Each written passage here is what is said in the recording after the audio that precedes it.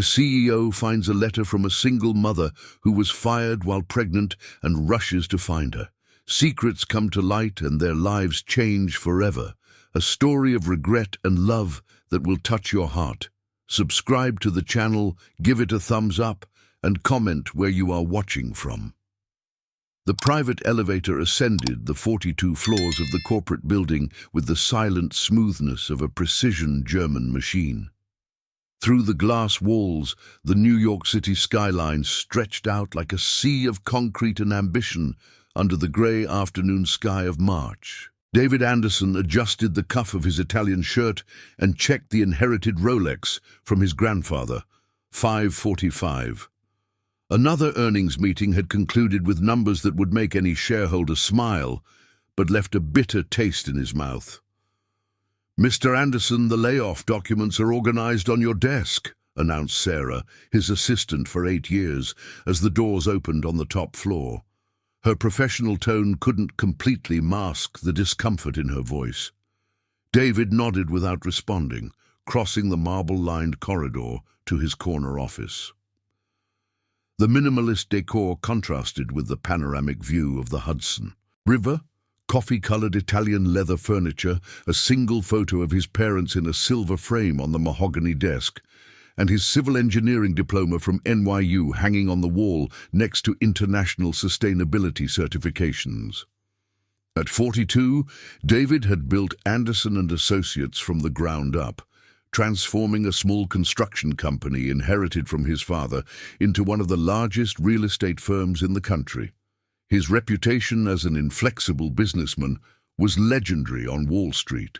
Some called him a visionary, others relentless. He preferred to think of himself as pragmatic. 230 layoffs, he murmured to himself, flipping through the documents organized in navy blue folders. Each name represented a family, a story, a dream interrupted. But the numbers didn't lie. The company needed to cut costs to survive the economic crisis plaguing the country. It was then that a plain sheet of copy paper, completely different from the corporate standard, caught his attention among the official documents. The delicate handwriting contrasted with the coldness of the termination contracts typed in Times New Roman font. "My dear daughter," the letter began. David furrowed his brow, intrigued. There shouldn't be anything personal in those documents. Sarah was too meticulous to make such a mistake.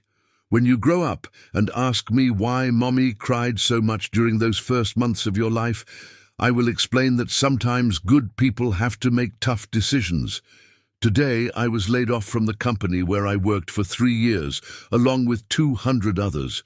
You have been growing inside me for 3 months, and I still don't know how we will manage to pay for health insurance when you are born." David's heart quickened imperceptibly. He leaned back in his executive chair, the noise of traffic 40 floors below seeming too distant to be real. "Your daddy is not with us. He decided he wasn't ready to be a father when he found out about you.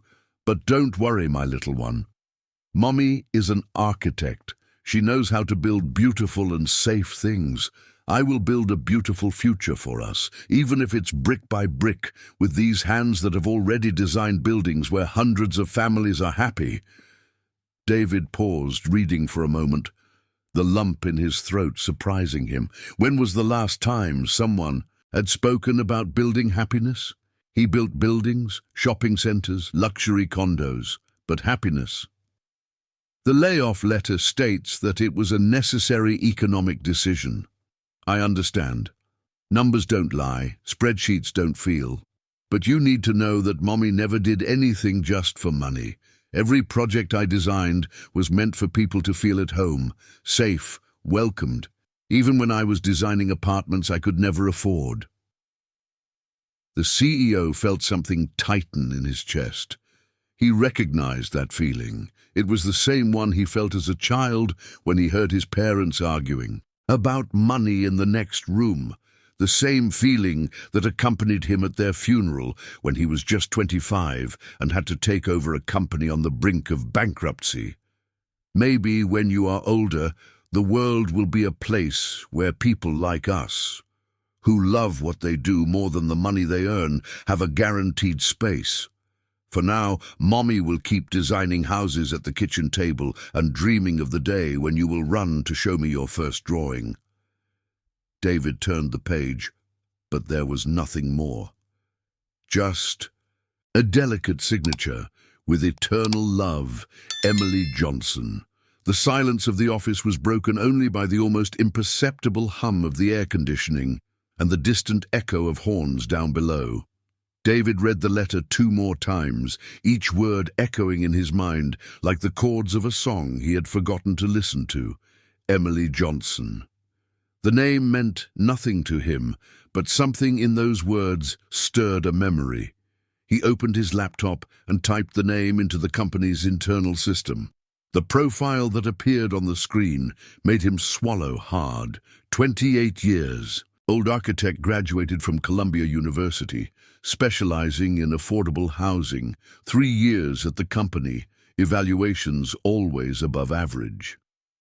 The photo on the ID badge showed a woman with delicate features, brown hair tied in a simple bun, eyes that seemed to hold dreams larger than herself. But it was when he clicked on the Completed Projects tab that the world seemed to stop. There was the project that had revolutionized the company's approach to affordable housing in the last 2 years. The project that had earned Anderson and Associates an International Sustainability Award and contracts totaling over $50 million. The project was signed as Anonymous Proposal Development Sector. David had always assumed it came from one of the senior architects. He had never bothered to investigate the authorship. "Sarah," he called through the intercom, his voice sounding rougher than usual. "Yes, Mr. Anderson? I need information on Emily Johnson. Address, phone number, any form of contact." A pause. "Sir, she was terminated today. May I ask—" "Just get the information, please." David hung up and returned to looking at the letter. The words danced before his eyes as if they had a life of their own. For 3 years, a young pregnant architect had worked a few floors below him, creating designs that transformed not only the company, but the lives of thousands of families. And he didn't even know she existed. The irony was cruel. While he prided himself on knowing every department, every process, every number of the company, he had completely lost sight of the people who gave life to those numbers. People like Emily, who built happiness brick by brick while he built only wealth. The sun began to set behind the buildings of the Upper East Side, tinting the sky with orange, hues that reflected in the glass windows. David carefully folded the letter and placed it in the drawer of his desk, right next to the photo of his parents. For the first time in years, the numbers on the results spreadsheet seemed insignificant compared to a single question hammering in his mind. How had a man who built homes for others completely forgotten to build his own? The next morning, David woke up before the alarm went off. The first rays of sunlight filtered through the blackout curtains of his flat in Upper East Side, but his mind had been awake for hours, processing every word of that letter as if it were a complex architectural project that needed to be deciphered.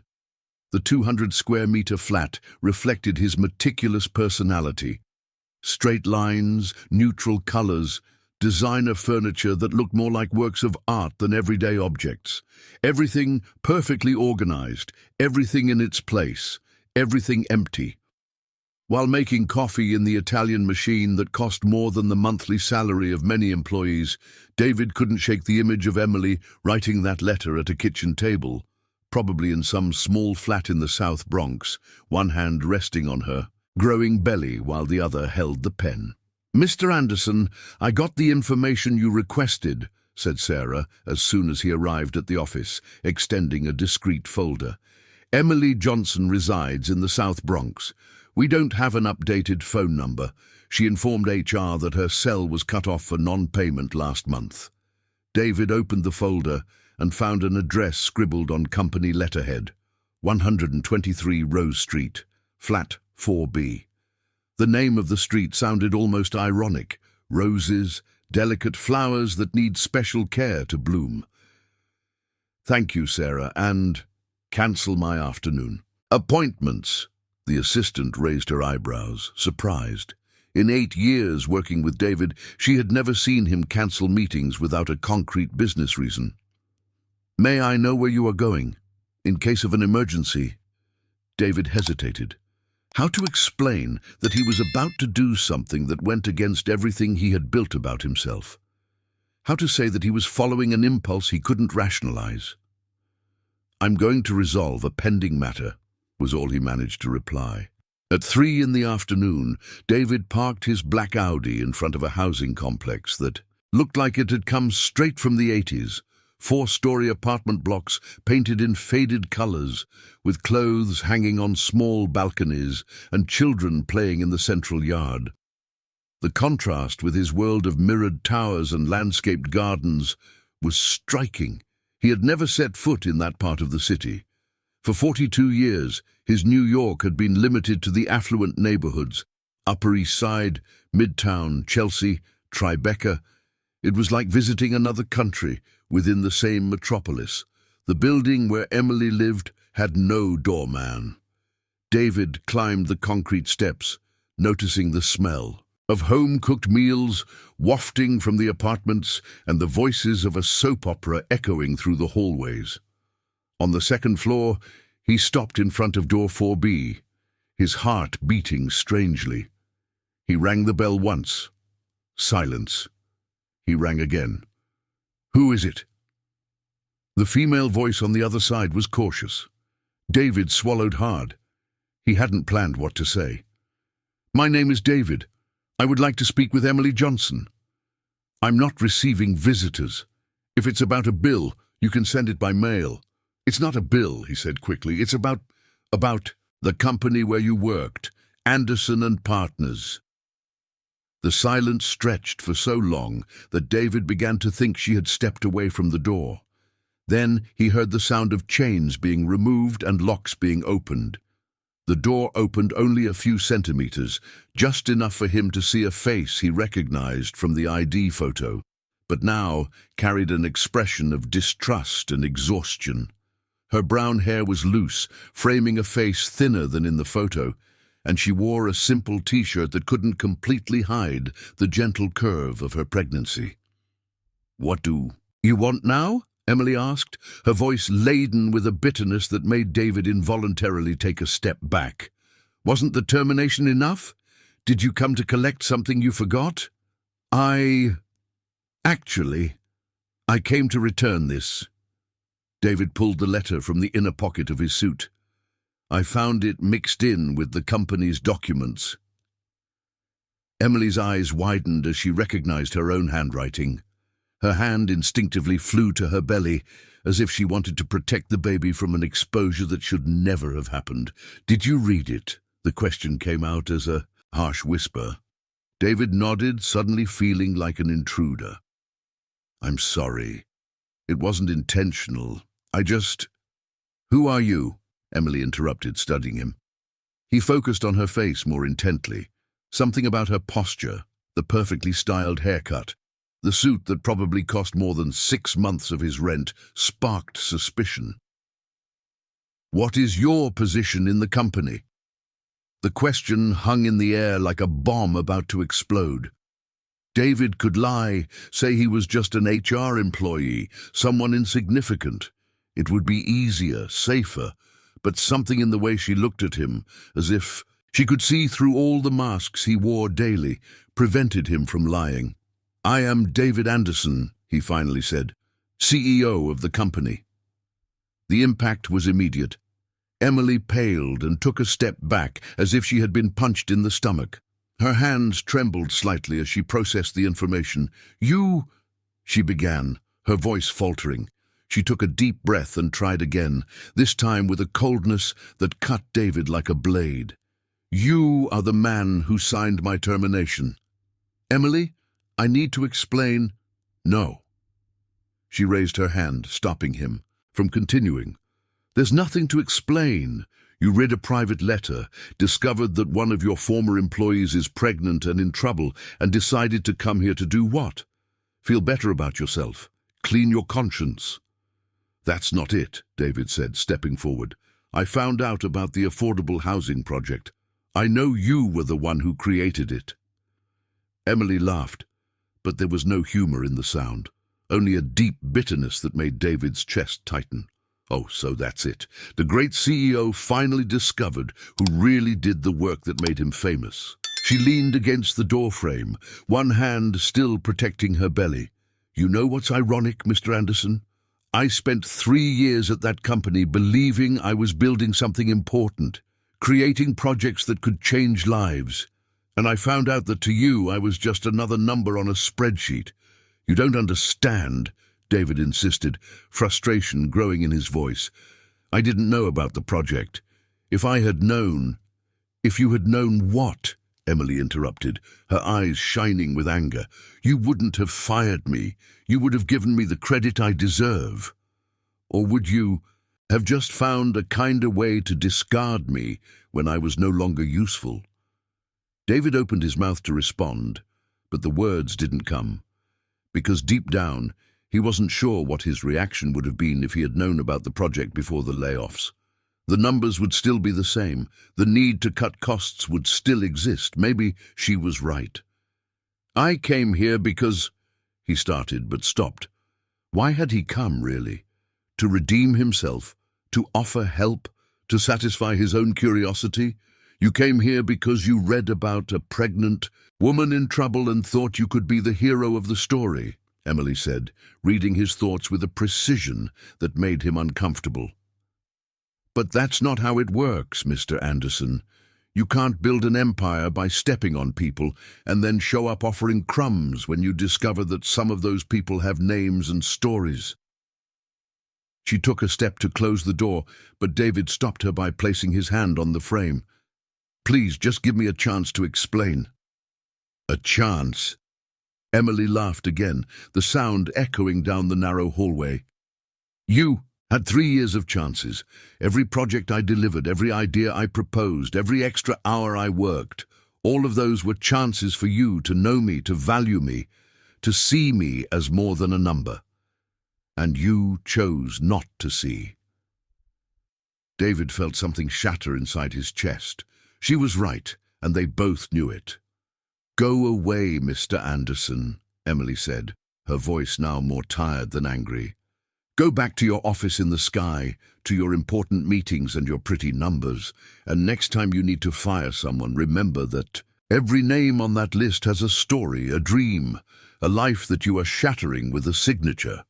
The door closed with a soft click, but the sound echoed in David's mind like thunder. He stood there for several minutes, staring at the worn wood of the door, listening to the muffled sounds of real life happening on the other side. A television on, the clattering of pots in the kitchen, perhaps Emily quietly crying. When he finally descended the stairs and returned to the car, David realized his hands were trembling slightly. For the first time in years, he had encountered someone who was not impressed by his success, who was not intimidated by his power, who saw him exactly for what he was, a man who had lost sight of humanity in his relentless pursuit of success. And for the first time in years, David had no idea what to do next. In the following 3 weeks, David tried to return to normalcy. Meetings followed, contracts were signed, new projects approved. But Emily's letter, now kept in the drawer of his desk, next to a photo of his parents, seemed to radiate a disturbing energy that tainted every business decision. Mr. Anderson, the investors for the Alphaville project are awaiting your final approval, Sarah said, entering the office with a bulky folder. The deadline is today. David looked at the documents without really seeing them. Another luxury condominium, more $3 million flats for executives who would only spend weekends at home. How many families like Emily's could be housed with the same investment? Sir? Sarah insisted, noticing his distraction. Approve it, he murmured, signing without reading. And Sarah, schedule a meeting with the Social Responsibility Department. Social Responsibility Department, she repeated, confused.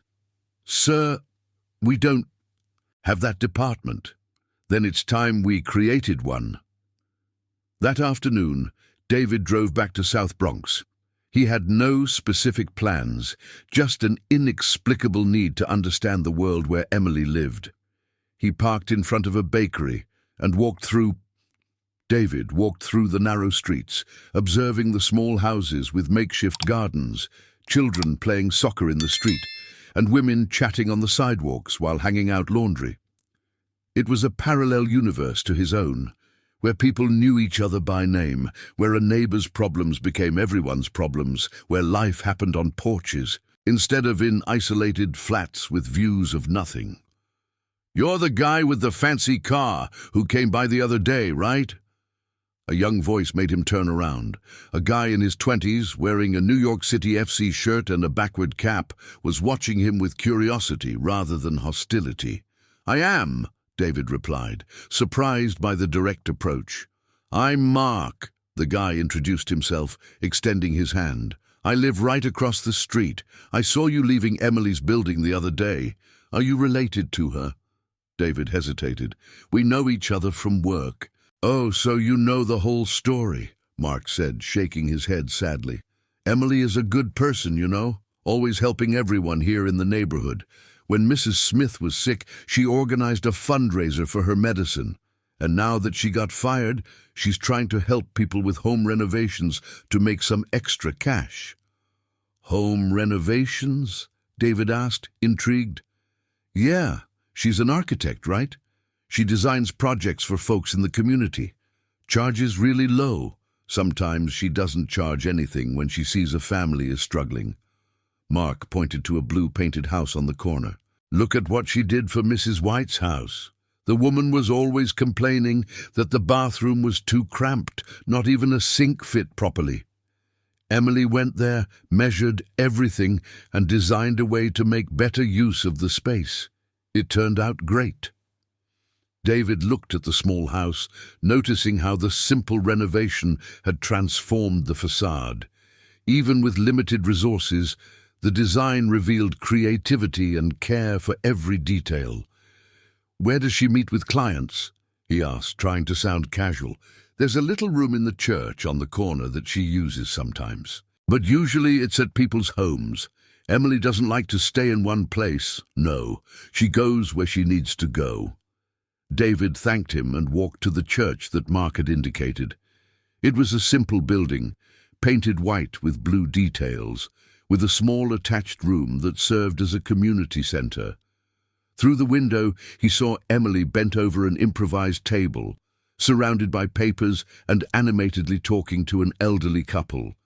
She wore a simple floral dress, her hair tied back in a ponytail, and reading glasses that David didn't remember seeing at the office. Her hands gestured as she explained something on the paper, and even from a distance, he could see the spark of enthusiasm in her eyes.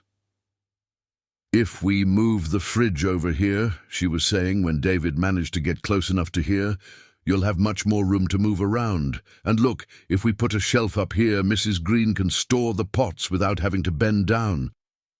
"Oh, my dear, you're an angel," the elderly lady said, her eyes shining. 30 years living in this house, and I never thought of that. And will this renovation cost a lot? Mrs. Green, with basic materials and Mr. Johnson's labor here, it shouldn't be more than $500. And look, if you can get the paint on discount at that store on the avenue, it'll be even cheaper." David felt something stir in his chest. $500. At the company, they spent more than that on a single corporate lunch. Emily was literally changing that couple's life for an amount that was irrelevant to him, but for them, it represented months of savings. He was about to step away when he heard his own voice. "What kind of project are you working on?" Emily looked up and saw him through the window. Her face immediately tightened, all enthusiasm disappearing as if someone had turned off a light. "What are you doing here?" she asked, quickly standing up. The elderly couple looked from Emily to David, sensing the tension in the air. "Do you know this guy, Emily?" Mr. Johnson asked protectively. "I do," she replied curtly. "He was just leaving." Actually, I would really like to see the project, David said, ignoring her dismissive tone. I'm in the construction field. Maybe I can help with some ideas. We don't need your ideas, Emily shot back, but Mrs. Green was already waving for David to come in. Come in, young man. The more knowledgeable people, the better, right, Emily? David entered the small room, noticing how organized and welcoming the space was, despite its simplicity. Emily shot daggers at him with her eyes, but she couldn't be rude in front of the clients. This is Mr. David, she said through gritted teeth. A acquaintance. Nice to meet you, David greeted the couple. Can I see the project? Mrs. Green pushed the papers toward him, excitedly. David leaned over the table, inevitably getting closer to Emily. Her soft scent, something floral and simple, completely different from the expensive perfumes he was used to, momentarily distracted him. The drawing was hand-drawn, with precise lines and careful notes. David, who was used to CAD projects with 3D renderings, was impressed by the clarity and functionality of the simple drawing. Every inch had been intelligently utilized, every detail thought out to make life easier for the elderly couple. It's brilliant, he said, and noticed Emily looking at him sideways, surprised by the sincerity in his voice. The redistribution of spaces is very clever, and this idea of creating an extra cabinet in the bathroom is excellent. Do you really think so? Mrs. Green asked, beaming. I do. In fact, if you want, I know a supplier who can give a good discount on materials, and I'm sure he would be interested in providing a quote. Emily stiffened. We don't need charity. It's not charity, David said. David calmly kept his eyes on hers. It's business. My supplier is always looking for smaller projects to test new materials. It would be useful for him, too. The silence stretched for a few seconds. Mr. Johnson and Mrs. Green looked between David and Emily as if they were watching a movie they didn't fully understand. What kind of work do you do, young man? Mr. Johnson finally asked. David opened his mouth to respond, but Emily interrupted him. He works in construction, she said quickly. Big projects. Oh, that's great. So you really understand these things, Mrs. Green said, satisfied. Emily, you should take the opportunity to show him that daycare project you were designing. Daycare project? David asked, intrigued. Emily shot a deadly glare at Mrs. Green, who didn't notice the tension. Yeah, she's designing a new daycare for the community, for free, right, Emily? Because the one we have is falling apart and can't even fit half the kids who need it. David felt something ignite within him. Can I see it? No, Emily said firmly. It's just a sketch. Emily, show it to him, come on, Mr. Johnson insisted. The more people see it, the better. Maybe he knows someone who can help get funding to build it. Emily's expression closed off even more. David realized he had touched on a sensitive point. I need to go, she said abruptly, starting to put away the papers. Mrs. Green, Mr. Johnson, we'll talk next week about the budget, okay? But, Emily, Mrs. Green began. Next week, Emily repeated, already heading for the door. David followed her out of the living room. The sun was setting, painting the sky with orange hues that reflected off the windows of the small houses. Emily, wait! She turned around, her arms crossed defensively over her belly, which was starting to show more clearly. What do you want, David? Why can't you just leave me alone? The question caught him off guard. Why indeed? Why had he come back here? Why did he care so much about a woman who had made it clear she wanted nothing to do with him? Because I think I made a mistake, he finally said. A very big mistake, and I want to correct it. Some mistakes can't be corrected, Emily replied, her voice softer but still wary. Some things, when they break, don't go back to what they were before. I know that. David took a step forward. But maybe they can become something different, something better. Emily studied him for a long moment, as if trying to decipher something behind his words. "You don't know me," she finally said, "and I don't know you. What you saw in there, that's my world now. Projects worth a few $100s, clients who pay with hugs and blessings. It's very different from signing million-dollar contracts." "I know," David admitted. "And maybe that's exactly why I need to understand that world better." Emily sighed, unconsciously placing a hand on her belly. "Go home, David," she said, but this time without anger in her voice. "Go back to your world. It's where you belong." She walked away, slowly down the street, stopping now and then to greet neighbors who called to her from their windows. David stood there, watching her disappear around the corner, with the strange feeling that he had just found something he didn't know he was looking for, and now had no idea how not to lose it again.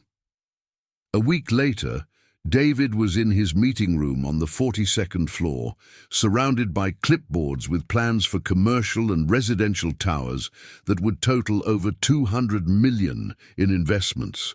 The partners and investors gestured animatedly, discussing profit margins and delivery schedules, but his mind was in a completely different place. "David, are you listening?" The sharp voice of Edward Smith, his main partner, brought him back to reality. "We're talking about the project in Newark. We need your decision today." "Sorry." David straightened in his leather chair. "Can you repeat the question?" Edward frowned. In 15 years of partnership, he had never seen David so distracted during a meeting. "The question is simple. Do we approve the reduction of green space to increase the number of units, or do we keep the original project?" said Charles Miller, one of the major investors. "It's almost 1,000 more units if we cut the playground and leisure area." David looked at the plan spread out on the table.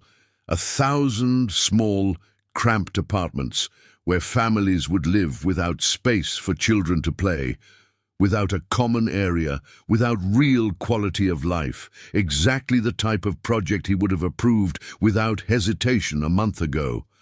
"And what about the families that will live there?" he asked, surprising everyone in the room. "Where will the kids play?" "David," Edward laughed nervously, "since when do you care about that? Families just want to pay less. A leisure area is a luxury they don't even expect to have." "How do you know what they expect to have?" David retorted, a growing irritation tinging his voice. "Have you asked them?" The silence in the room was instantaneous. Charles Miller shifted in his chair, clearly uncomfortable with the direction of the conversation. "David, where are you going with this?" Edward asked. "We're talking about a low-income development. The margin is tight. Every square meter counts." "Margin," David repeated the word as if it were something bitter in his mouth. "And what if I say I'm thinking of reducing our margin on this project?" "I would say you've hit your head," Charles interjected, not bothering to hide his impatience. "David, what's going on? Since when did you become a social worker?" The question echoed in the room like a slap. David looked at the men around the table, all well-dressed, successful, all looking at him as if he had gone crazy for suggesting they should consider the well-being of the people who would live in the apartments they were building. "Maybe that's exactly what our company needs," he said slowly, "a little awareness." "Social awareness doesn't pay dividends," Charles retorted, "and your shareholders won't be happy if you start doing charity with their money." David abruptly stood up, walking to the window that overlooked the city. Down below, New York City buzzed with life. Millions of people in their small homes, in cramped flats, in run-down neighborhoods. How many of them dreamed of a better place to live? How many of them deserved more than just 4 walls and a roof? "I'll think about the project," he finally said without turning around. "We'll talk next week." "David," Edward began, but David was already heading for the door. "The meeting is over," he said, leaving a room full of confused and worried men behind. That afternoon, instead of going home, David drove again to the South Bronx. This time, he didn't go straight to Emily's flat. Instead, He parked near the church where he had seen her working and walked through the neighborhood streets, truly observing for the first time. The houses were small, some poorly built, others painted in bright colors trying to disguise structural limitations. But there was something in those streets that was missing in his luxury condos. Real life. Children playing on the sidewalk, neighbors chatting over the fence, women exchanging recipes at the bakery door. Back again? Marcos appeared beside him, carrying a shopping bag. Have you become a regular in the neighborhood? I'm trying to understand some things, David admitted. What kind of things? David hesitated. How to explain to a young man from the outskirts that a millionaire CEO was questioning his entire life philosophy? What it's like to live here, he finally said. What's missing? What could be better? Marcos let out a laugh. Dude, do you want the full list or just the highlights? Because it's gonna take a while. Just give me the highlights. Marcos stopped walking, studying David's face as if trying to understand if he was serious. Really? You want to know? David nodded. Okay, first, transportation. The subway doesn't come here. The bus is terrible. It takes 2 hours to get to downtown. Second, health clinic. Only one for the whole area, always crowded. No one can get an appointment. Third, school. The ones here are overcrowded, lacking teachers, lacking materials. David absorbed every word, doing mental calculations. How much would it cost for the company to sponsor a health clinic or a better school? And what else? He asked. Recreation area for the kids. There's no decent park nearby. The kids play in the street because there's nowhere else. Marcos pointed to a vacant lot surrounded by graffiti-covered walls.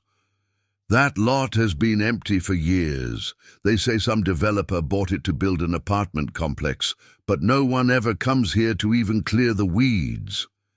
David followed Marcos's gaze. The lot was large, well located, perfect for a residential development or a park or a daycare. Do you know which developer? He asked.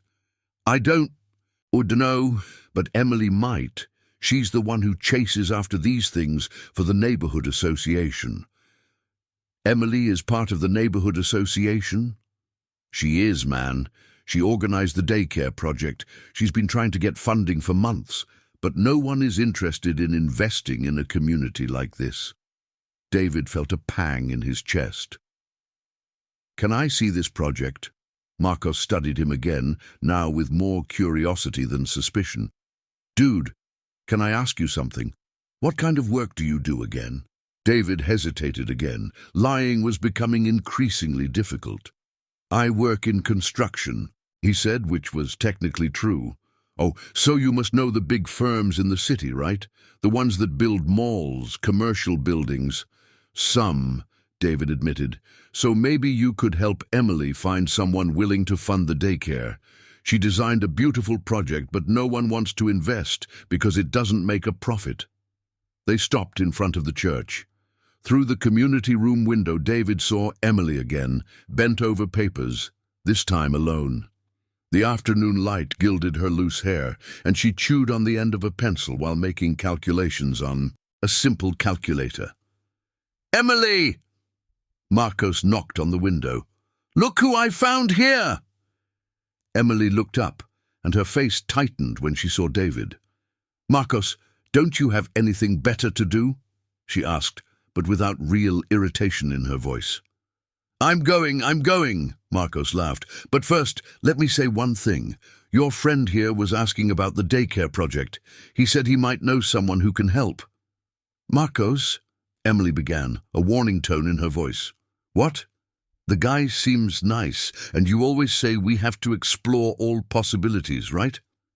Marcos waved goodbye and walked away, leaving David alone outside the window. Emily stared at him for a long moment before sighing and gesturing for him to come in. You really don't give up, do you? She said when he entered the room. I guess I don't know how to give up, David admitted, looking at the papers scattered on the table. Can I see? Emily hesitated, then pushed a draft in his direction. "It's just a rough draft." David leaned over the paper and felt his breath escape. The project was extraordinary, a daycare specifically designed for that community, with spacious classrooms, covered and uncovered play areas, a community garden, a children's library. Every detail had been thought out to maximize the well-being of the children with minimal resources. "Emily, this is amazing." "It's unfeasible," she corrected, bitterness tinging her voice. "No developer wants to take on a project that doesn't make a profit, and the City Hall doesn't have the budget for this kind of work." "How much would it cost to build?" "About $800,000, with good quality materials, much less than a luxury flat on the Upper East Side." David did quick calculations. $800,000 was what the company spent on marketing in a single month. It was less than the annual bonus. Emily laughed humorlessly. "Someone like who? A fallen angel from heaven?" David looked her in the eyes, making a decision he knew would change everything. "Someone like me." The pencil she was holding fell onto the table. "What did you say?" "I said I want to fund this project." Emily stood up so quickly that her chair almost toppled backward. "David, what kind of game are you playing?" "It's not a game," he said, standing up as well. "I'm serious." "Why?" The word came out as a muffled scream. "Why would you do that? Why would a guy who doesn't even know me want to spend almost $1 million on a daycare for a community that isn't even in his neighborhood?" David was silent for a moment. How could he explain that a scribbled letter had turned his world upside down? How could he say that he was discovering he had spent years building buildings but had never built anything that truly mattered? "Because you're right," he finally said. "About everything. About me not knowing the people I build for. About me becoming just numbers and profit. About me forgetting that behind every project are real lives." Emily stared at him, searching for signs of deceit or manipulation. "And you think you can clear your conscience by building a daycare?" "No," David admitted. "I think I can start becoming a better person, and maybe, in the process, build something that really makes a difference in someone's life." The silence stretched between them, heavy with tension and unspoken possibilities.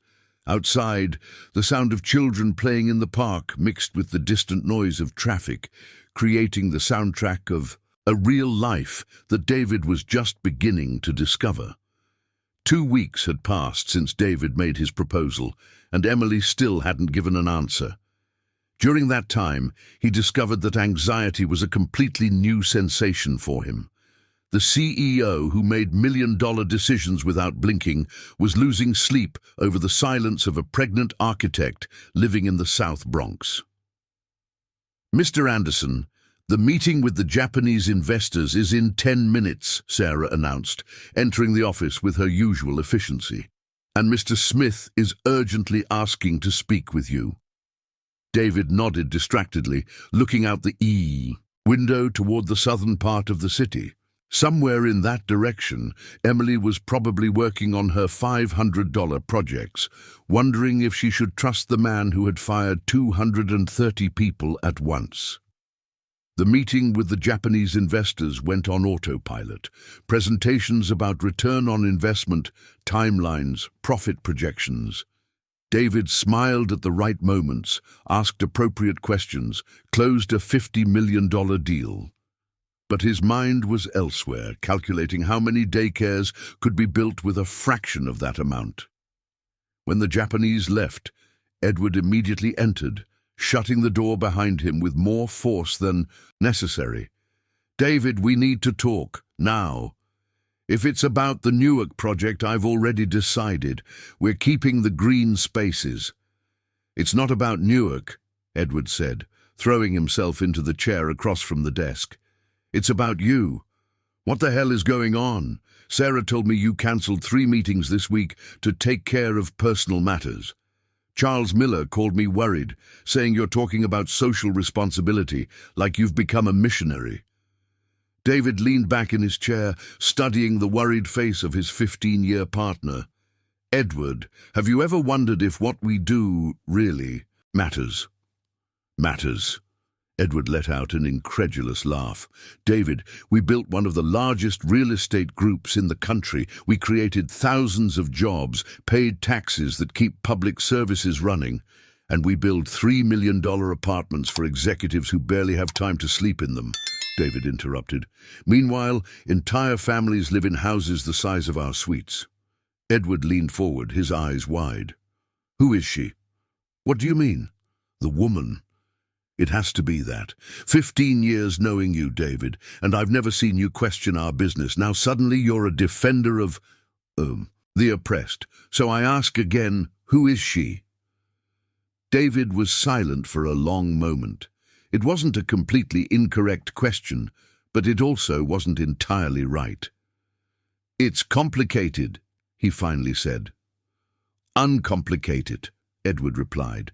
Because your existential questioning is starting to affect our company, and I have a family to support and shareholders to satisfy. Before David could respond, his phone rang. It was a number he didn't recognize, but it made his heart race. David? Emily's voice on the other end was hesitant. Emily, he said, gesturing to Edward that he needed to take the call. Hi. Can you meet me? I need to talk to you. Sure, where? At the park in front of the mall in South Bronx. In an hour. The call ended, leaving David staring at the phone as if it held all the answers to the universe. Edward, I need to go, he said, already standing up and grabbing his jacket. David, we haven't finished our conversation.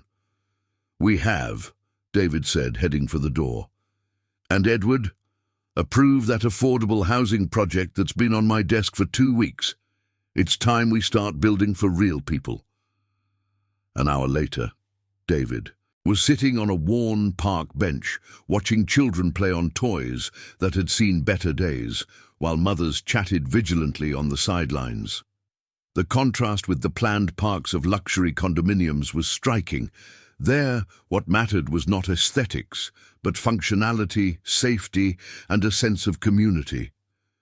Emily arrived walking slowly, one hand resting on her back, her belly now noticeably more prominent. She wore a simple blue dress and flat sandals, her hair flowing in the wind. David stood up when he saw her, feeling a strange mix of relief and nervousness. Thank you.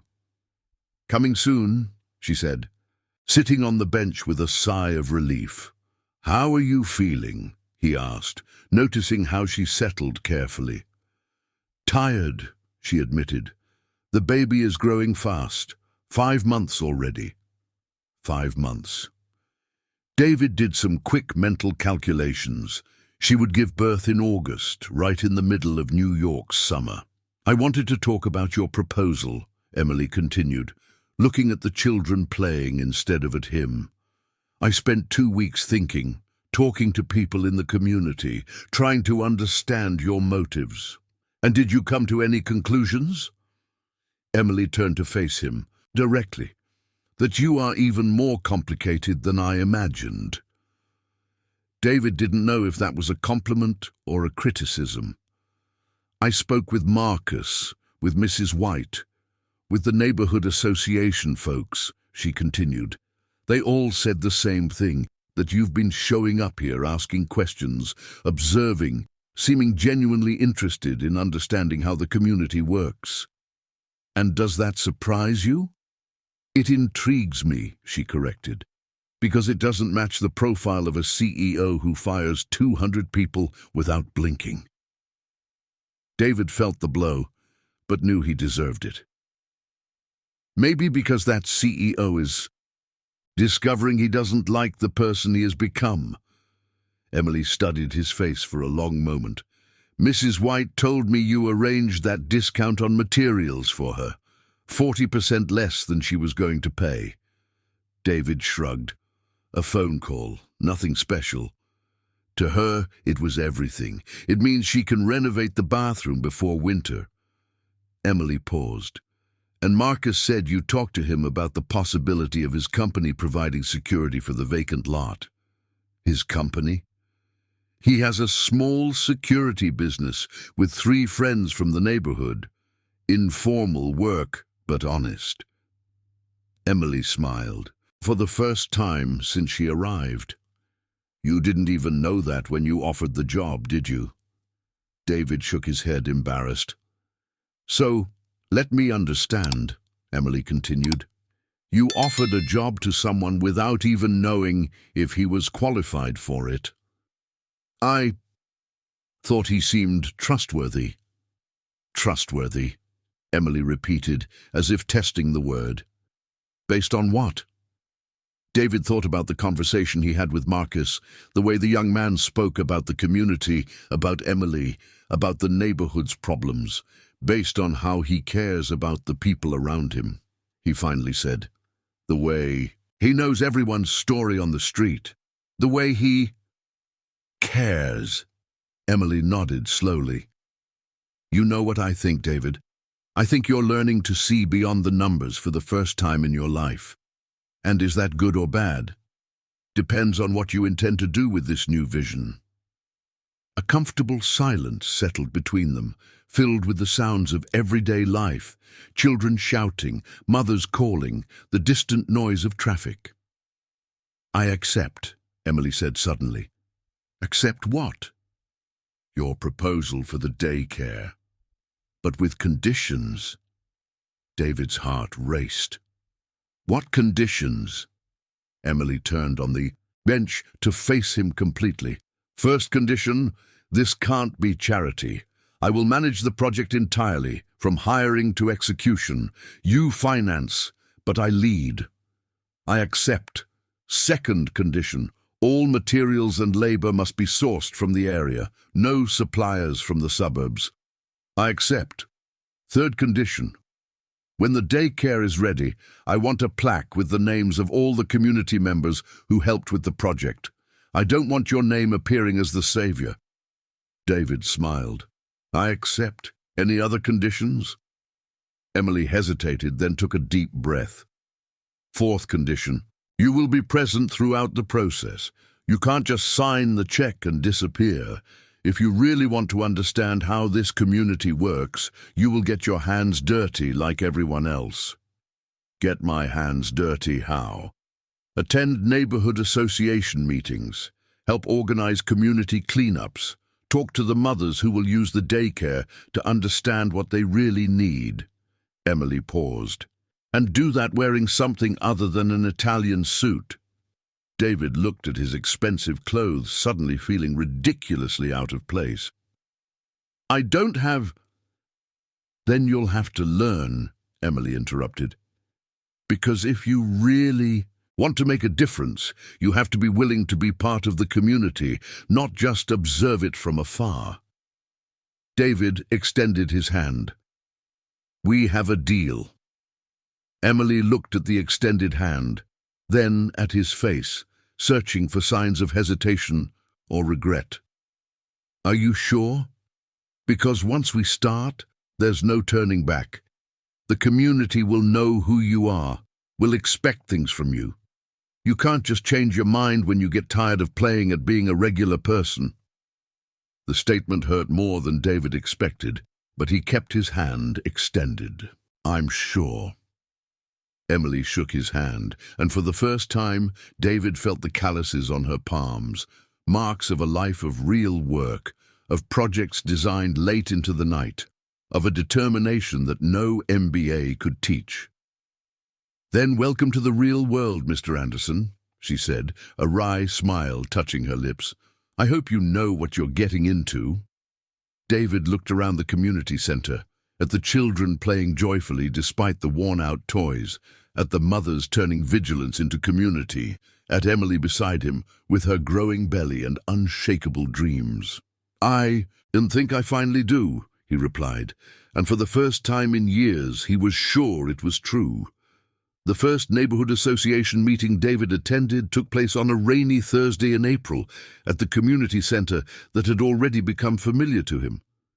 Emily had been clear about the dress code. No suits, no dress shoes, nothing that costs more than a minimum wage. David arrived wearing a pair of jeans he had bought at a local shopping district, the first piece of clothing that David hadn't shopped outside the boutiques on Fifth Avenue in over 15 years. The white polo shirt felt a bit loose, and the canvas sneakers made him feel like he was in costume. But when he entered the community center and saw dozens of people sitting in plastic chairs, he realized he finally blended in with the environment. "Everyone, this is David," Emily announced as he arrived. "He's the one who will fund our daycare." A murmur of curiosity swept through the room. David felt dozens of pairs of eyes assessing, measuring, judging him. He was used to being the center of attention in boardrooms, but this was different. Here, his opinion would only matter if earned, not automatically respected due to his position. "Can you say something to the community?" suggested Mrs. Johnson, an elderly woman with white hair who presided over the association. David stood up, suddenly nervous in a way he hadn't felt since his first pitch to investors 20 years ago. "Hi everyone," he began, his voice coming out more hesitantly than usual. "I want to thank you for the opportunity to be here and say that I am very honored to help with the daycare." "Why do you want to help?" The question came from a man in the third row, around 50 years old, with calloused hands from hard labor. "You don't live here. What do you gain from this?" The direct question caught him off guard. David quickly glanced at Emily, who was watching him with a neutral expression. She wasn't going to help him. He had to answer on his own. "Honestly, until recently I wouldn't gain anything. I wouldn't even think about doing this," he said, opting for total honesty. "But I met Emily and her work, and I realized I've spent my life building things that don't make a real difference in people's lives. I want to change that." "And how do we know you won't back out halfway through?" asked a young woman holding a child in her arms. "When you get tired of playing at helping the poor?" The comment echoed Emily's concern, and David felt the weight of distrust in the room. "You don't know," he admitted. "You have no reason to trust me. I have to prove that I am trustworthy." "And how do you plan to do that?" Mrs. Johnson asked. David took a deep breath. "By being here, participating, learning from you how things really work." The silence that followed was long and heavy. Then Charles stood up at the back of the room. "Everyone, I've known David for a few weeks. He has been coming here, asking questions, trying to understand our problems. And he already helped Mrs. White with a discount on materials, and he gave me a job at his company." Charles paused, looking directly at David. "He may be rich, he may come from a different world than ours, but so far he has shown respect for us." "Respect is good, but we need guarantees," said the man with calloused hands. "How do we know he won't build a daycare and then use it for his company's marketing?" "Because the daycare will belong to the community," Emily interjected. "The land will be donated to the Residents Association. David will fund the construction, but when it's done, it's ours, not his." David nodded, although this was the first time he had heard about the land donation. Emily hadn't mentioned this in her conditions, but it made sense. And surprisingly, the idea didn't bother him. "All right," Mrs. Johnson finally said, "let's give him a chance. But David, you need to understand one thing. Here we don't operate just with money. We operate with trust, with teamwork, with everyone pitching in. Are you willing to do that?" "I am," David replied without hesitation. "Then welcome to the association," she said. And for the first time since he arrived, David saw genuine smiles around the room. The meeting continued for another 2 hours, discussing practical details of the construction, timelines, community needs. David actively participated, asking questions about aspects he had never considered in his corporate projects: how transportation for the children would work, what activities would be offered, how staff selection would be done. "We need "Least 40 spots," explained Lisa, a mother of 3. "But it would be ideal if we could get 60 because there are mothers here who can't work because they have nowhere to leave their little ones." "And there has to be a space for mothers to breastfeed," added Jessica, another young woman with a baby in her arms, "because many people here work far away. But if there was a place to nurse during lunch, it would be much better." David mentally noted every suggestion, every expressed need. It was a world completely different from corporate briefings. Here, every detail directly impacted the real lives of real families. When the meeting ended, people approached him in small groups, introducing themselves, sharing their stories, expressing their hopes for the daycare. David found himself engaged in conversations about problems he had never imagined. Mothers losing jobs because they had no one to leave their sick children with. Children spending the day alone because their parents worked different shifts. Families dreaming of just a safe place for their little ones to play and learn. "How was it?" Emily asked, when they finally found themselves alone in the community center, helping to organize the chairs. "Intense," David admitted, stacking plastic chairs, a task he had never done in his life. "And revealing." "In what sense?" "In every way," he said, stopping to look at her. "Emily, why didn't you tell me about donating the land to the association?" She stopped folding the tablecloth and looked at him. "Because I wanted to see your reaction. I wanted to know if you would do it knowing you would have no control over the project once it was finished. And now you know. Now I know that you might be more serious about this change than I imagined." David felt something warm in his chest with her tacit approval. "Can I give you a—" "Need a ride home?" he offered when they finished organizing the community center. Emily hesitated, then nodded. "But not in that fancy car. It draws too much attention." "Actually, I came by Uber today," David confessed. "I thought the Audi didn't match the jeans." Emily let out a genuine laugh, the first one he had heard from her. "You really are trying, aren't you?" "I'm learning," he corrected. "Huge difference." They walked together through the neighborhood streets, now more familiar to David. Some people greeted them, especially Emily, who seemed to know half the residents by name. David observed how she interacted with each person, always interested, always genuinely attentive, always willing to listen. "Can I ask you a question?" he said when they stopped in front of her building. "Sure." "Why did you decide to trust me?" "Really?" Emily paused for a moment, one hand resting on her growing belly. "Because I saw how you looked at Mrs. White's and Mr. Johnson's projects," she finally said. "I saw how you paid attention to the details, how you understood that those simple drawings represented real dreams of real people, and because I think you're genuinely lost, trying to find a way to be a better person." "And do you think I'm finding it?" Emily smiled, but there was sadness in her smile. "I think you're trying. But David, real change is hard. It's easy to wear jeans and sit in a plastic chair for a few hours. The hard part is when your wealthy friends start questioning you, when your partners think you've gone crazy, when you have to choose between profit and doing the right thing." The words echoed in David's mind as he returned home by Uber, watching the city pass by the window. Emily was right, of course. The easy part was just beginning. The real test would be when his old world collided completely with the new one. And, unknowingly, that collision was much closer than he imagined.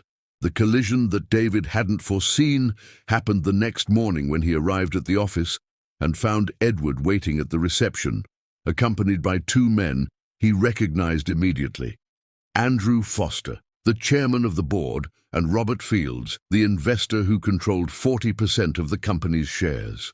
"David, we need to talk now," Andrew said bluntly, his cold eyes behind gold-rimmed glasses. In the elevator ascending to the 42nd floor, the silence was heavy as lead. David knew this wouldn't be a friendly conversation. Robert's presence, who rarely appeared at the company, except in serious crises, made that clear. "Have a seat," Andrew said when they arrived at David's office, taking control of the situation despite being in someone else's space. "We had some concerning discussions yesterday." "What kind of discussions?" David asked, although he already knew the answer. "Charles Miller reached out to us," Robert said, his deep voice echoing in the room. "He said you're making questionable decisions, talking about social responsibility as if you've become an activist, cancelling important meetings." "And Edward told us about this daycare story," Andrew added. $800,000 to build a daycare in a low-income neighborhood? David, have you lost your mind? David sat behind his desk, suddenly feeling like a defendant in a courtroom. "It's an investment in social responsibility," he said calmly. "Something the company should have done years ago." "Social responsibility?" Robert let out a humorless laugh. "David, social responsibility is paying our taxes on time and creating jobs. It's not spending shareholders' money on charity." "It's not charity," David insisted. "It's building relationships with the community. It's what?" Andrew interrupted. "A way for you to feel better about yourself?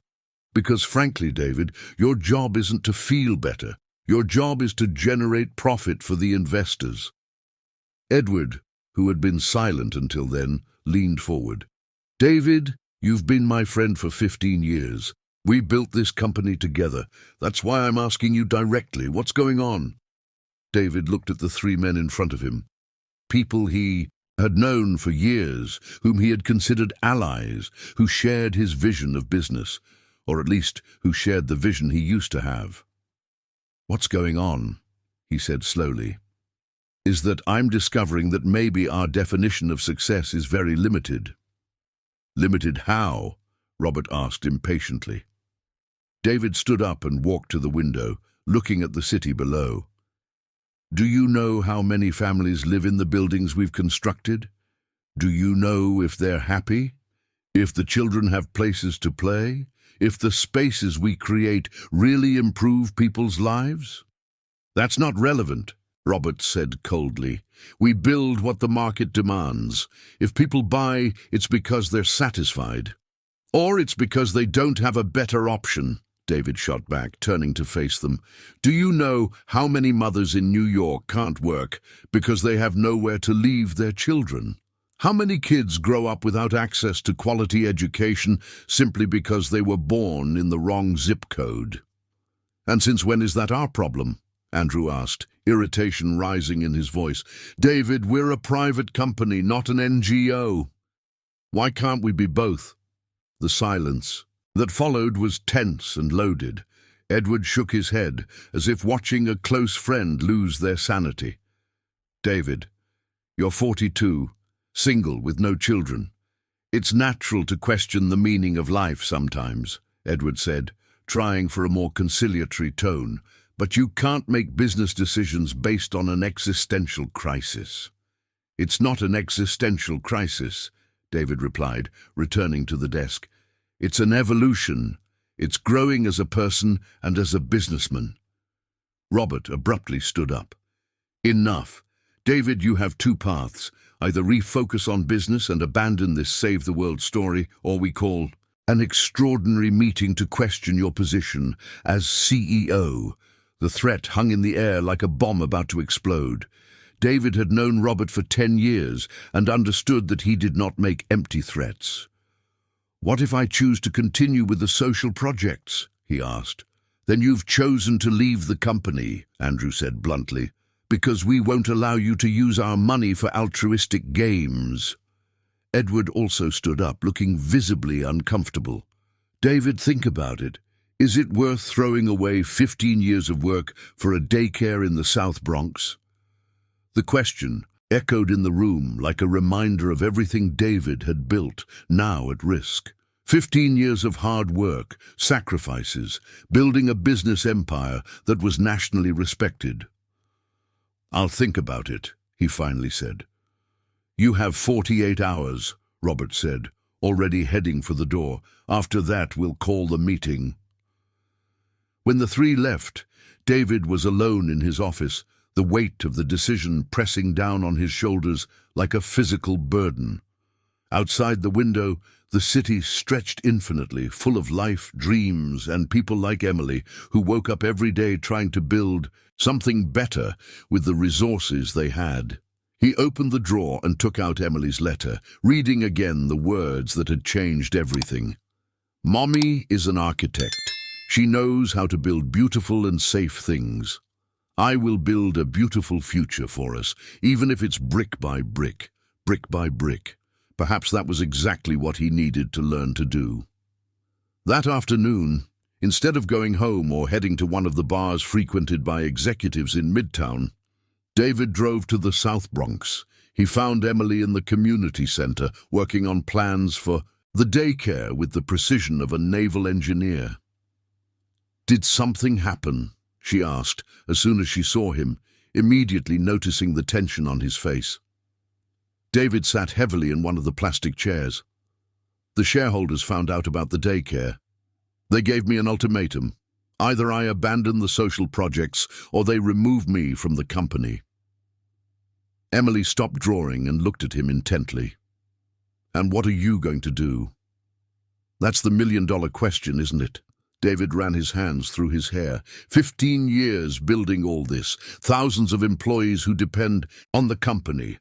My whole life invested in this work. And what if you choose to stay with the company? Then the daycare doesn't happen, and probably no other social project will either. Emily nodded slowly, then returned to focusing on the drawings. "Then you already know the answer," she said without looking at him. "What do you mean?"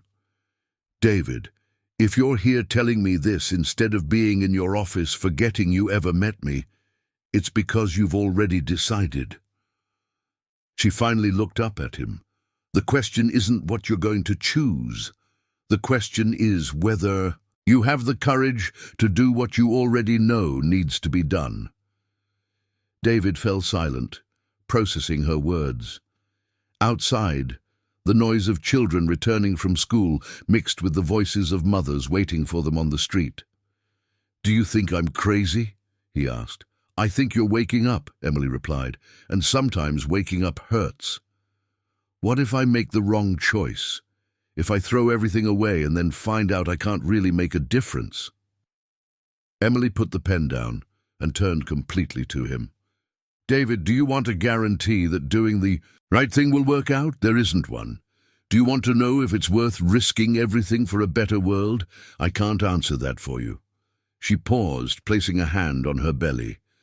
"But I can tell you that every time someone chose what was safe over what was right, the world got a little worse." The silence that followed was filled only with the sounds of everyday life outside. Laughter from children, conversations from neighbors, the distant noise of traffic. Sounds of a real world, of real people, of real life happening. David looked at the daycare drawings spread out on the table, at the careful measurements, at every detail designed to make children's lives better. Then he looked at Emily, who was watching him with an expression that mixed challenge and compassion. "You know what?" he finally said. "I think it's time to find out who I really am when I take off the tie." Emily smiled. Not the polite and cautious smile he had grown used to seeing, but a genuine smile, full of hope. "Then welcome to the real world, David Anderson. I hope you're ready for it." David looked around. The simple community center, at the pregnant woman who had turned his world upside down, at the projects that could change the lives of dozens of children. And for the first time in 42 years, he felt he was exactly where he was meant to be, even if it meant losing everything he had built until then. The next morning, David woke up before the alarm and made the decision he knew was inevitable since his conversation with Emily. He put on his best suit, dark grey Hugo Boss, Italian silk tie, custom-made English leather dress shoes. If he was going to resign from the empire he had built, he would do it dressed like the CEO he had always been. The special meeting was scheduled for 9 in the morning in the conference room on the 42nd floor. When David arrived, he found not only the major shareholders, but the entire board of directors, 12 men and 2 women representing the company's largest investors. "David," Andrew greeted coldly, "we hope you've thought carefully about our conversation yesterday." "I have," David replied, taking his place at the head of the oval mahogany table. "And I've made a decision." Robert leaned forward, confident. Edward watched nervously, still hoping that his friend of 15 years would come to his senses. "Before I communicate my decision," David continued, "I would like to share some numbers with you." He activated the projector, and a spreadsheet appeared on the wall. "In the last year, our profit margin was 22%. We built 16 developments, generating $450 million in revenue." He paused, looking at each face at the table. "And do you know how many of the families living in our buildings I know personally? 0. "David, where are you going with this?" Andrew asked impatiently. "I want to get to the fact that we built an extremely profitable business that has no real connection to the impact it has on people's lives." David changed the slide. "This is a survey I commissioned last week about resident satisfaction in our developments." The numbers on the screen made some board members shift uncomfortably in their chairs. 60% of residents considered the recreational spaces inadequate, 45% complained about sound insulation issues, and 38% wanted more green areas. "And why does this matter?" asked Helena, one of the board members. "They bought, didn't they? It means the product meets market expectations. It means we are selling the bare minimum for the maximum we can charge," David replied. "We are in the housing business, not real estate speculation, or at least we should be." Robert slammed his hand on the table. "Enough of this cheap philosophy, David. You're here to tell us if you're going to abandon this obsession with charity, or if we need to look for a new CEO. David took a deep breath. It was the moment. "I resign as CEO of Anderson & Partners, effective immediately." The silence that followed was absolute. Edward paled, Helena's eyes widened, and Robert seemed unable to believe what he heard. "You... what?" Andrew stammered. "I resign," David repeated calmly. "I will sell my shares in the company and use the capital to create a new construction firm focused on affordable housing and social projects." "David, you've completely lost it." Edward stood up. "You're throwing away 15 years of your life." "No," David said, standing up as well. "I'm saving the next 15 years of my life." He pulled out a document he had prepared the night before. "This is my formal resignation letter. And this," he placed another paper on the table, "is a buyout proposal for my shares by the company. Market value, cash." Robert grabbed the document, his eyes widening when he saw the amount. 52 million. "David, are you sure about this?" "Absolutely." Edward walked over to the window, running his hands through his hair. "You know you can't use the name Anderson in a competing construction firm, right? Non-compete clause." "I've thought about that." David smiled for the first time since entering the room. "The new company will be called Johnson & Silver Construction." "Johnson & Silver?" Andrew frowned. "What kind of name is that?" "It's the last name of my new partner," David said, grabbing his folder and heading for the door. "And before you ask, she's the best architect I've ever met." He paused at the door and turned one last time. "You have 48 hours to review the proposal. My lawyer will contact you to finalize the legal details." "David," Edward called as he was leaving, "are you sure about this?" David smiled at his friend of 15 years. "Edward, for the first time in my life, I am absolutely sure of something." 3 hours later, David was standing in front of the building where Emily lived, holding a folder with documents that would change everything. He had swapped his suit for jeans and a polo shirt. His new identity was starting now. He rang the doorbell with his heart racing. "David?" Emily's voice sounded surprised through the intercom. "What are you doing here?" "I need to talk to you, it's important." Emily opened the door of the flat, still in her robe, her hair wet, clearly just out of the shower. The 6-month baby bump was more pronounced, and she moved with the careful grace of pregnant women. "Sorry for showing up unannounced," David said, "but I couldn't wait." "Did something happen? Did they cancel the daycare?" "Not exactly." David took a deep breath. "Emily, how do you feel about being a partner in a construction firm?" She blinked, confused. "What do you mean?" David opened the folder and showed her the documents. "I resigned as CEO of Anderson this morning. I'm going to sell my shares and use the money to open a new construction firm focused on affordable housing and social projects." He paused. "And I want you as my partner." Emily leaned against the doorframe, processing the information. "David, do you have any idea what you're proposing? I'm an unemployed architect, 6 months pregnant, with no capital to invest."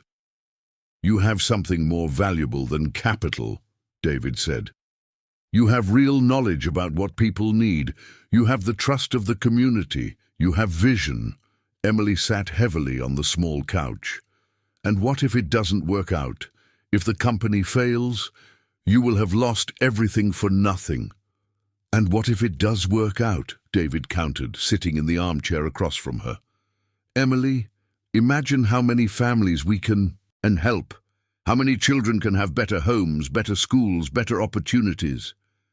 "David," she said slowly, "are you offering me this out of pity? Because you feel guilty about the firing? Because you want to feel better about yourself?" The question stung, but it was fair. "At first, maybe it was a bit of that," he admitted. "But now it's because I need you. Because alone, I will just create another version of the company I left behind." Emily was silent for a long time, one hand resting on her belly, looking at the drawings on the wall. "What percentage of ownership are you offering?" 50-50. "Even though I don't have capital to invest?" "You have the most important capital, knowledge and connections with the communities we will serve." Emily stood up and walked to the window, looking out at the street where children were playing among the parked cars. "And the daycare?" "It will be our first official project. No longer funded by charity, but as a social responsibility investment from Johnson Construction." She turned to face him. "Johnson Construction. I thought it sounded better than Anderson and Johnson." David smiled. "Besides, you had the original idea. It's only fair your name comes first." Emily returned to the couch, now with a different expression on her face.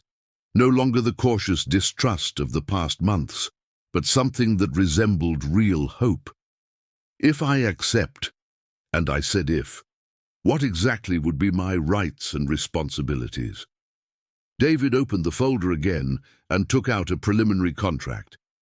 50% partner, Director of Social Projects, salary equivalent to what I will receive, equal participation in all strategic decisions." He paused. "And paid maternity leave for 6 months when the baby is born." "You thought of everything," she murmured, flipping through the document. "Emily," David said, leaning forward, "I know you have no reason to trust me. I know you still have doubts about my motivations, but I promise you one thing. With or without you, I will build this company. The difference is that with you, it will have soul from day one." Emily looked at him for a long moment, then at the drawings on the wall, then at her belly, where her child was growing. "Can I think until tomorrow?" "Of course." David stood up to leave, but paused at the door. "Emily, whatever your decision, the daycare will be built. I promise you that." When the door closed behind him, David felt a mix of nervousness and freedom he hadn't experienced in years. He had burned the bridges with his past and bet everything on a pregnant woman who still didn't fully trust him.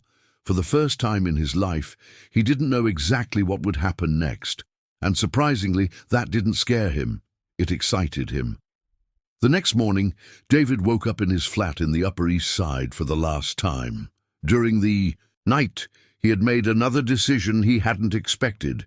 He would also sell the flat. $52 million from the company's shares would be enough to start the new construction company, but he wanted total liquidity for the first years. Besides, living in a $2 million penthouse no longer matched who he was becoming. He was having coffee when his phone rang. It was Emily. "I accept," she said without preamble when he answered. David almost dropped his cup. "You accept?" "I accept being your partner, with a few additional conditions." "What conditions?" "First, I want to participate in the selection of all projects. No more you deciding alone where we will build." "I accept." "Second, at least 70% of our projects must be affordable housing or of social interest." "I accept." "Third, all employees of our company must receive a decent salary and full benefits. No exploiting laborers and helpers." "More than accepted." "And fourth," her voice became softer, "if at any point you regret this decision, if you want to return to the world of luxury buildings and high margins, you will let me know 6 months in advance. I don't want to wake up one day and find out my partner changed his mind." David closed his eyes, feeling the weight of the responsibility he was taking on. It was no longer just his, it was hers, the baby that was coming, the families that would trust them. "Emily, I understand your concern, but can I make you a promise? If I ever want to leave this company, it will be because you fired me, not because I wanted to leave." There was a pause on the other end of the line. "Why are you so sure?" "Because for the first time in my life, I wake up excited to work." 2 hours later, they met at a lawyer's office in Consolation to formalize the partnership. Emily arrived wearing a navy blue dress that accentuated her 6-month belly, carrying a folder with notes she had made during the night. "I thought a lot about our conversation yesterday," she said as they waited to be attended. "And if we are going to do this, we will do it right." She opened the folder and showed a handwritten list.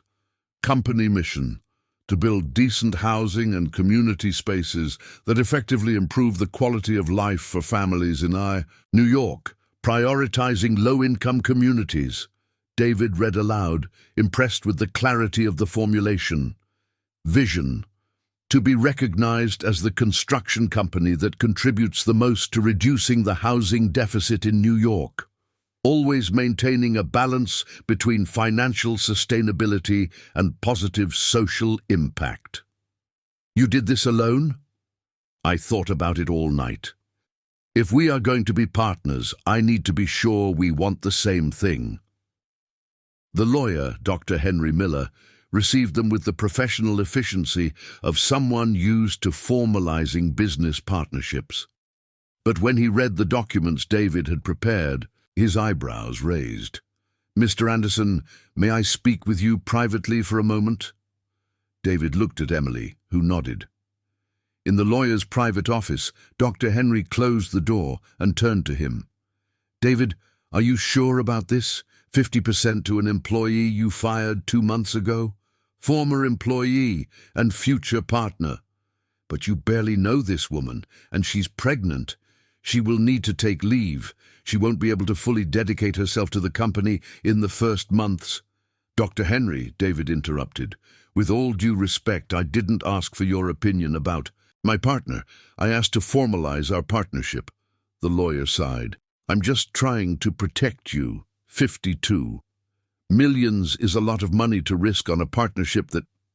What? Involves a woman? Involves social projects? Doesn't follow the traditional business model? "It involves a lot of risk," Dr. Henry said diplomatically. David smiled. Doctor, the biggest risk of my life was spending 42 years building only for the wealthy. Now I'm trying to reduce that risk. When they returned to the room where Emily was waiting, Dr. Henry maintained his professionalism, but David noticed his skeptical expression. Well, let's formalize Anderson Construction LLC, the lawyer said, spreading documents on the table. Initial capital of $50 million, equal participation among the partners. Actually, Emily interrupted, I want to make a change. David looked at her, surprised. What change? I want it to be 51% for you, 49% for me. Emily, we agreed. I know what we agreed. But David, you are investing $50 million. I'm investing my time and knowledge. It's not equitable.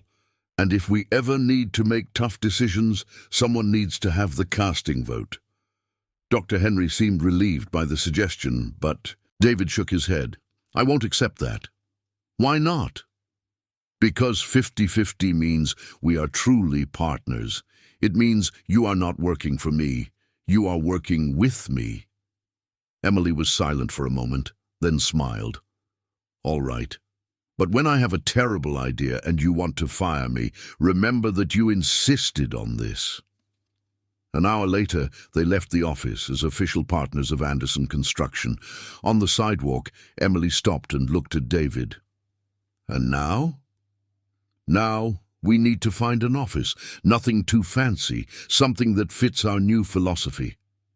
I have a better idea, Emily said. How about we set up the office right in the neighborhood where we are going to work, in the South Bronx? David considered the suggestion. It made perfect sense. They would be close to the community, better understand local issues, and be more accessible to clients. Brilliant. Do you know of any place? I do.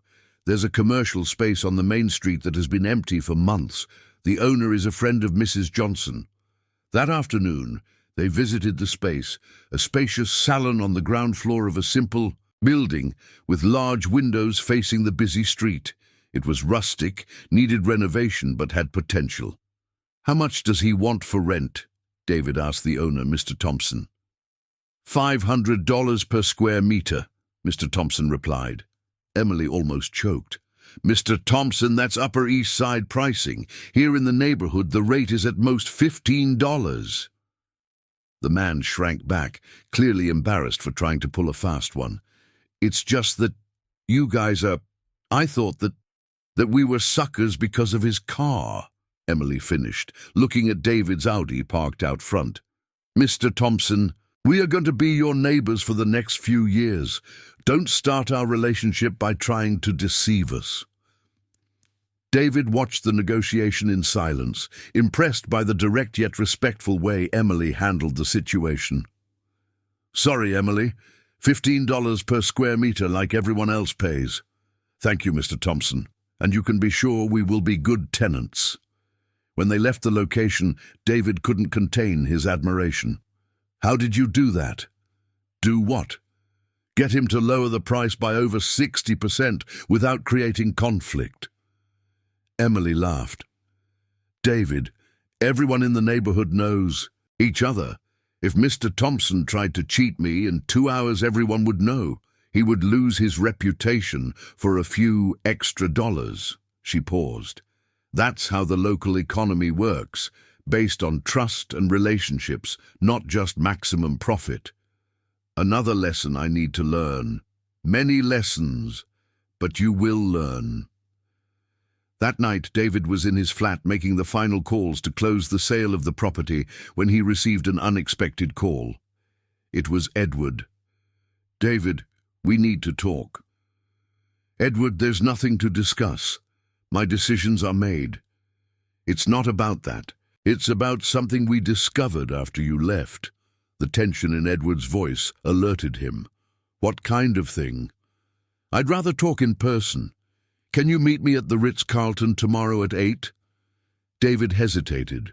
Going back to that environment, seeing people from his old world, was not something that excited him. Edward, if it's about trying to convince me to come back, it's not that, Edward interrupted. It's about Emily. David's blood ran cold.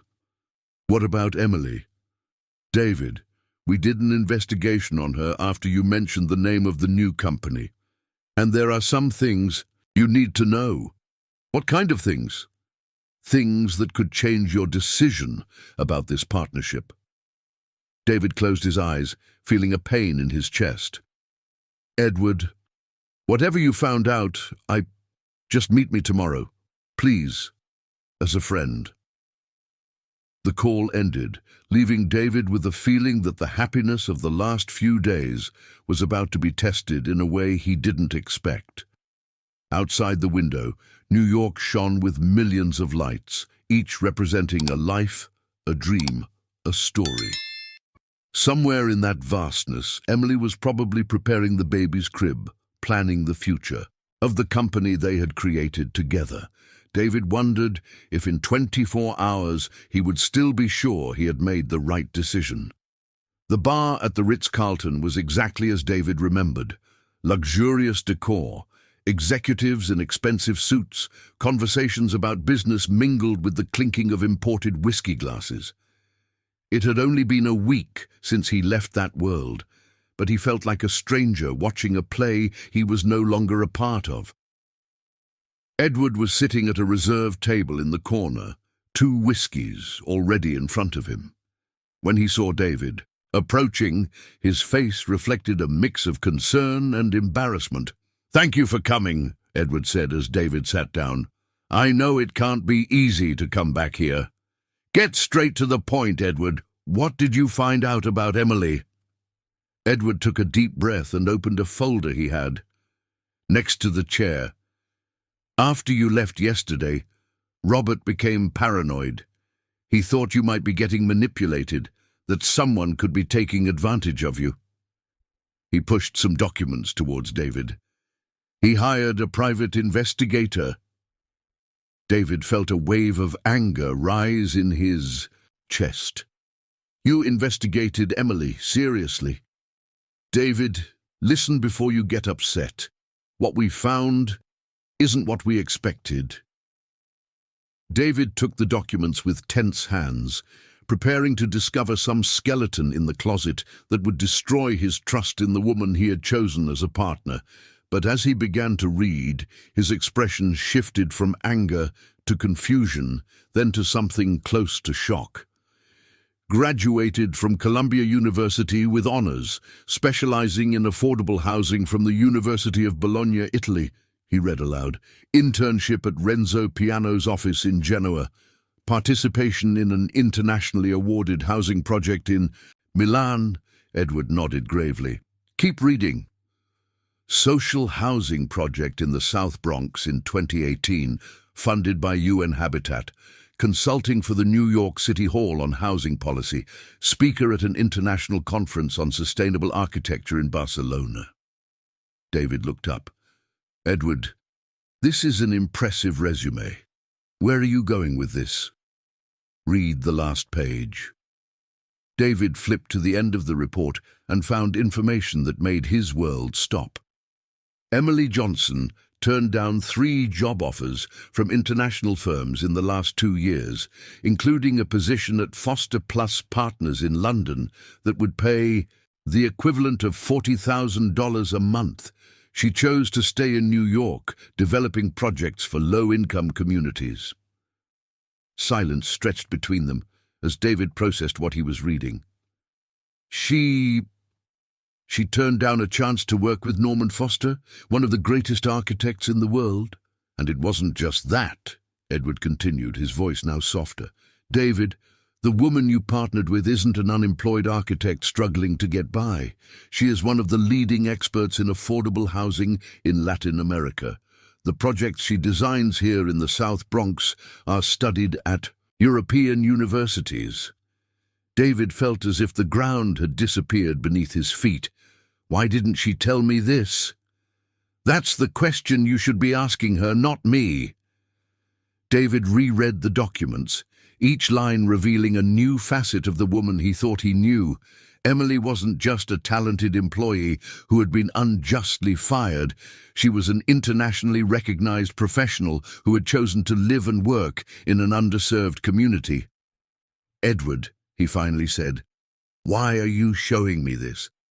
If you wanted to prove she was manipulating me, you achieved the opposite." Edward leaned back in his chair, a sad smile on his face. "Because I realized something when I read this report. David, you are not being deceived. You found someone who thinks like you are learning to think." "What do you mean?"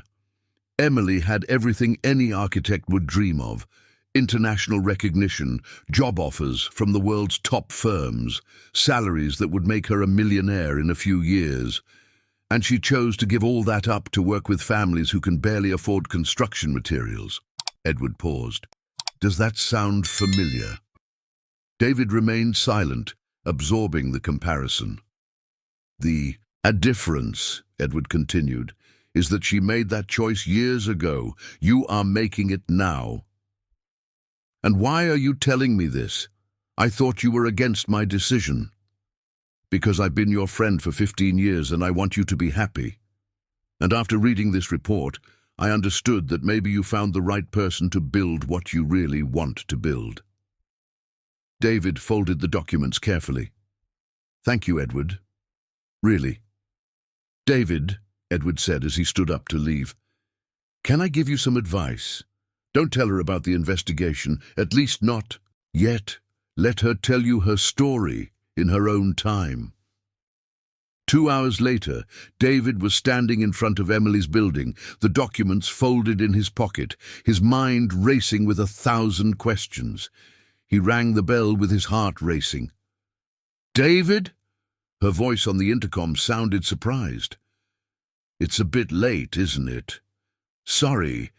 Can you come down? I need to talk to you." Emily came down wearing a simple dress and flip-flops, her hair tied up in a loose bun. The 6-month baby bump made her move carefully, one hand always resting on her back. "Is something wrong?" she asked when she reached the ground floor. "Emily, can I ask you a direct question?" "Sure.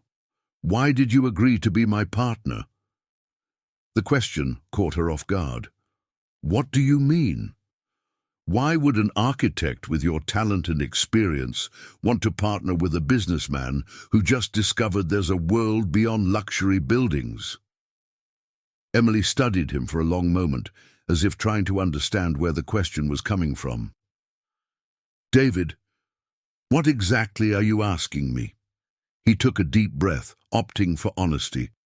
"I'm asking why you didn't tell me about your work in Italy, about the international offers you turned down, about the fact that you are internationally recognized as an expert in affordable housing." Emily's face immediately closed off. "You investigated me?"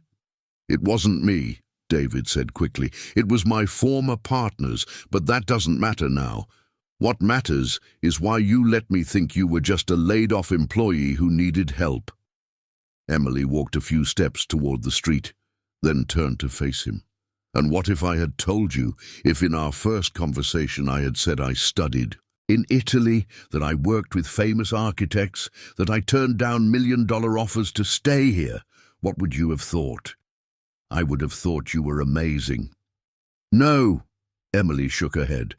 "You would have thought I was arrogant, or that I was lying, or that I had some psychological issue for turning down so many good opportunities." David fell silent, recognizing that she was probably right. "David, you met me in a vulnerable situation. Pregnant, laid off, living in a small flat in the South Bronx. And that's how you learned to respect me. Not for my degrees or the awards I've won, but for the work I do here with these people with the resources I have. But why did you choose this? Why did you give up everything?" Sarah leaned against a tree, one hand on her stomach. "Because I grew up in a community like this, in the South Bronx, in a 2-room house with 7 people. She looked at the building where she lived. "I studied my whole life on scholarships, worked as a cleaner to pay for my college transportation, Slept on the floor of a shared apartment during my degree. David listened in silence, each word recontextualizing everything he thought he knew about her. When I graduated and international opportunities started coming in, I realized one thing. I could use my talent to design vacation homes for wealthy Europeans. Or I could use that same talent to improve the lives of people like my family, like my childhood neighbors. And you chose to stay. I chose to come back home, because this is where my work makes a real difference. She paused.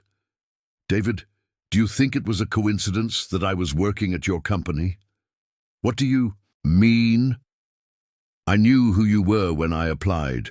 I knew that Anderson and Partners was one of the biggest construction firms in the city, and I went in there with a purpose, to influence the projects from the inside out, to make you consider affordable housing, community spaces, social responsibility.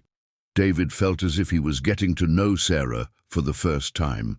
The anonymous projects you submitted were my attempt to show that it was possible to build quality for low-income people, that it was possible to make a profit without exploiting.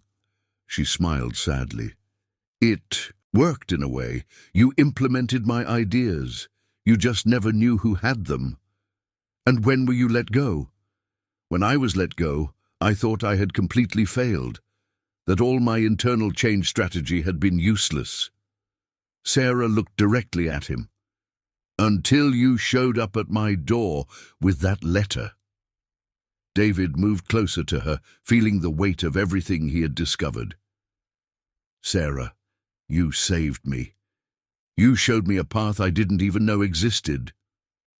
And you showed me that there are still people willing to change, even when it costs everything they've built. She paused. David, that's why I agreed to be your partner. Not because you have money to invest, but because you proved that you are capable of growth, and because I believe that together we can build something that truly matters. The silence that followed was filled with the nighttime sounds of the neighborhood. Televisions on, distant conversations, the occasional noise of cars passing on the main street. We need to be honest with each other from now on, David finally said. No secrets, no withheld information. I agree, Sarah extended her hand. Real partners? Real partners. David shook her hand, feeling once again the calluses that told her real story. When Sarah went back up to the flat, David stood for a few minutes on the sidewalk, processing everything he had discovered. The woman he thought he was helping had actually chosen to help him. The architect he thought he was saving was already internationally recognized for saving others. And somehow, that made the partnership even more special. For the first time since he had made the decision to change his life, David was absolutely certain he was on the right path, not just because he had found a competent partner, but because he had found someone who shared not only his goals, but his deepest values. As he drove back to his flat in the Upper East Side for the last time, David smiled, thinking about the daycare they would build, the projects they would develop, the lives they could touch. For the first time in 42 years, he was building not just buildings, but a legacy that would truly be worth leaving for the world.